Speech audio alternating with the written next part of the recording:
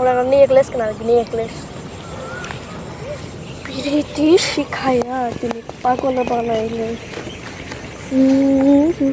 কতদিন বয়সের ধানের গাছের গোছা কতটা মোটা হবে বা ধান গাছের গোছা মোটা হওয়ার জন্য আমরা কি করতে পারি তাই নিয়ে আলোচনা করব এই প্রতিবেদনে। আশা করি শেষ পর্যন্ত সাথে থাকবেন। বন্ধুরা, ধানের ফলন বৃদ্ধি পাওয়ার অন্যতম একটি মাধ্যম হচ্ছে ধান গাছের গোছা বা থোপ মোটা করা। অর্থাৎ আমরা যখন জমিতে ধানের চারা লাগাই তখন 2 থেকে 3টি চারা লাগিয়ে থাকি। পরবর্তীতে যদি এই 2-3টি চারা থেকে নতুন কুঁড়ি বেরিয়ে চারার সংখ্যা বা ধান গাছের সংখ্যা বৃদ্ধি না হয় তাহলে ধানের ভালো ফলন পাওয়া সম্ভব নয়।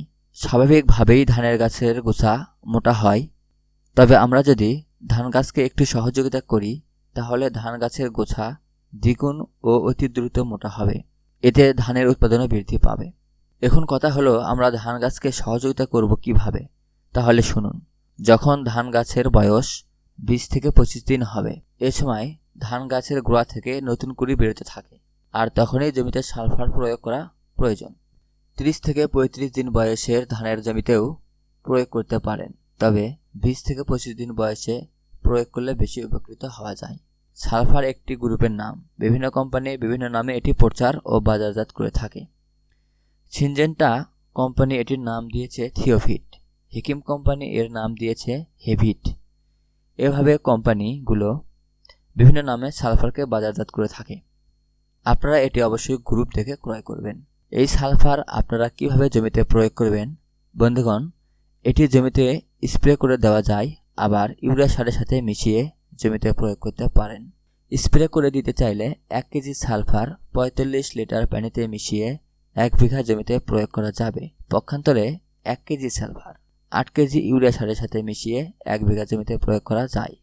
আমি প্রথমে ইউরিয়া সার একটি পাত্রে ঢালি এবং সালফার এই ইউরিয়া সারের সাথে যেন ভালোভাবে মিশিয়ে যায় এবং সারের সাথে লেগে থাকে, এর জন্য ইউরিয়া সারের মধ্যে একটু পানি ছিটিয়ে নেই এবং নাড়াচাড়া করে সারের সবগুলো দানাতে পানি পৌঁছে দেই।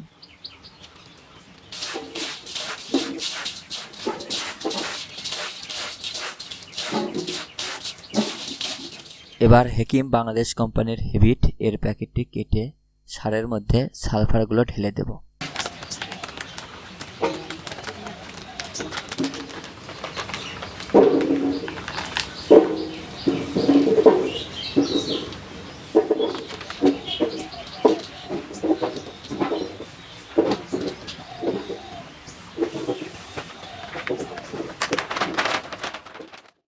প্যাকেটটি খালি হয়ে গেল।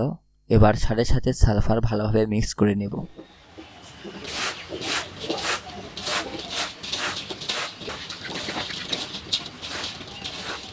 এবার এটি জমিতে প্রয়োগের উপযোগী হয়ে গেল। বন্ধুগণ, এভাবে আপনারা জমিতে সালফার প্রয়োগ করতে পারেন। সালফার প্রয়োগের পরবর্তী 1 সপ্তাহ যেতে না যেতেই এর একটি ভালো রেজাল্ট আপনার জমিতে লক্ষ্য করতে পারবেন। বন্ধুগণ, আমাদের পরবর্তী প্রতিবেদন দেখতে চ্যানেলটি সাথেই থাকুন। ধন্যবাদ।